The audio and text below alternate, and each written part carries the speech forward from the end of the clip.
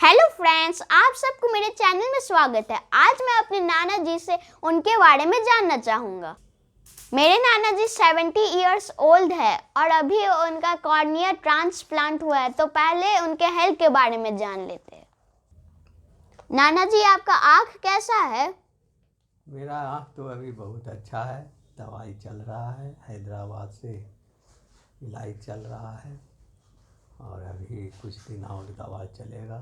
और दवा के दौरान अभी आराम के लिए डॉक्टर सलाह दिया है, इसलिए अभी मैं ज़्यादा कोई चीज़ नहीं, आराम के अवस्था में हूँ और अभी कुछ दिन और रहने का सलाह दिया है, 1 आध महीना।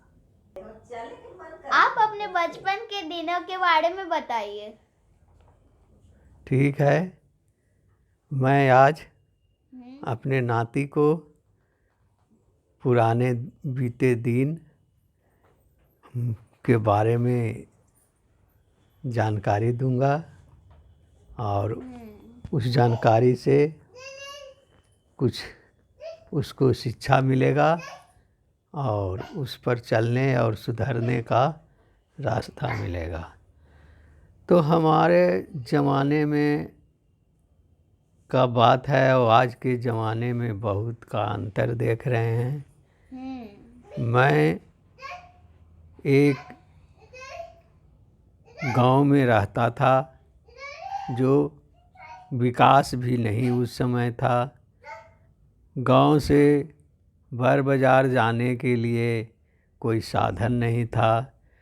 कहीं भी जाते थे 8 किलोमीटर के बाद ही कुछ सवारी मिलती थी, इसीलिए लोग बड़ी परेशान रहते थे। तब आपका स्कूल दूर था? अरे सुनो ना, परेशान रहते थे। अगल बगल पढ़ाई की भी बहुत व्यवस्था अच्छा नहीं था, बहुत कम लोग पढ़ते थे क्योंकि स्कूल का भी अभाव था। गांव के अगल बगल में कोई स्कूल नहीं था। एक स्कूल था, प्राइमरी स्कूल, वही मेरे गांव में स्कूल था और अधिकतर लोग हमारे गांव के या अगल बगल 2-4-5 किलोमीटर के अंदर दायरा में वो स्कूल था और वहीं से लोग ज़्यादा से ज़्यादा प्राइमरी स्कूल पढ़ला के बाद लोग छोड़ देते थे और खेती गृहस्थी में लग जाते थे। खेती का भी विकास उस समय कम था क्योंकि सिंचाई का बहुत अभाव था। लोग प्राकृतिक संसाधन पर निर्भर थे, भगवान भरोसे थे। वर्षा होती थी, खेती होती थी, फसल होता था। नहीं वर्षा होती थी तो फसल भी नहीं होता था और किसानों में बहुत तरह की गरीबी छाई हुई थी। बहुत किसी तरह से लोग अपना जीवन पाल रहे थे।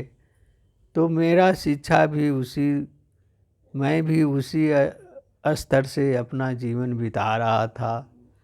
मैं भी स्कूल जाने के लिए जब अपर स्कूल पास किया तो मिडिल स्कूल एक बगल में था, वहाँ गए। मिडिल स्कूल पास करला के बाद हाई स्कूल की कमी थी।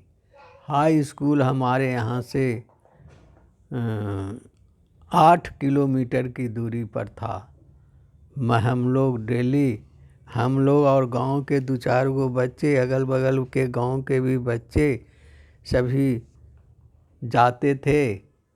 परैया हाई स्कूल था वहाँ पढ़ने के लिए।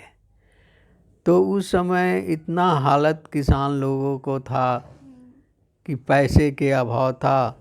हम लोग को भी कभी जूता और चप्पल तो हम लोग पढ़ाई के दौरान देखा नहीं।